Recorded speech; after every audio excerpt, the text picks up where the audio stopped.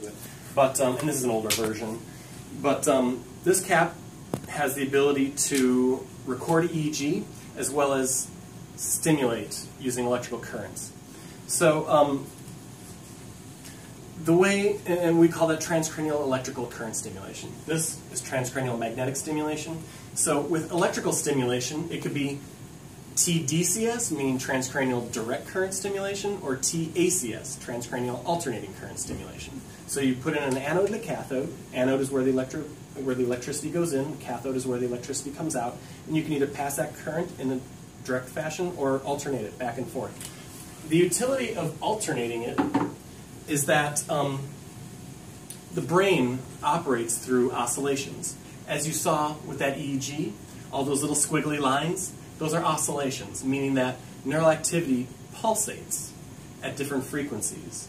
So, for example, if I were to close my eyes, you see increased alpha oscillations in the visual cortex, which is thought to relate to the inhibition of the visual field. So alpha being a 10 hertz oscillation, 10 cycles per second. What we've done here in the lab is we're always looking for ways to improve the brain in healthy adults, from young to old. So we'll oftentimes test people from 18 to 80, 90 sometimes, and just look at how are you able to pay attention and remember, and what might you do to improve those functions as they decline in age. What we've seen is that in one of our studies, we did a multitasking experiment where participants were playing a video game and they had to drive a car with one hand and respond to street signs with the other. They're using just a PlayStation 3 controller. And so they're playing this video game, and we did this in adults across the entire lifespan. Well, not the entire lifespan, but adult lifespan, 18 to 80. And we saw that with each decade of life, performance goes down. Not terribly surprising. Performance peaked in the 20s. The largest decrease was in the 30s, unfortunately. And then it's kind of a linear drop after that. However, with training, with practice, we were able to get 80-year-olds to perform on par with 20-year-olds. And that's really what the idea of cognitive training is. It's just practice, it's learning. You practice at something, you're going to get better at it, right? That's pretty intuitive. But what we saw was we were recording neural activity during this.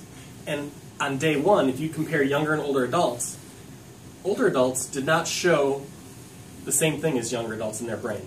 Younger adults had this really strong frontal theta burst of activity. Theta being 4 to 8 hertz oscillations. So right in the middle would be about 6 hertz, meaning there's a burst of activity oscillating at 6 pulses per second while engaged in this task. Older adults didn't seem to show that. However, after training, all of a sudden older adults not only were performing on par as younger adults, but they were also showing the same neural signatures. They were showing the same 6 hertz oscillation as the younger adults were. Great, but that was a month of training.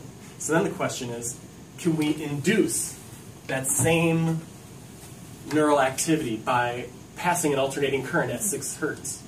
And so we just finished that study, and it's being submitted for publication, and we were able to show that in healthy young adults, we were able to improve performance over the course of an hour by just passing an alternating current right across the prefrontal cortex.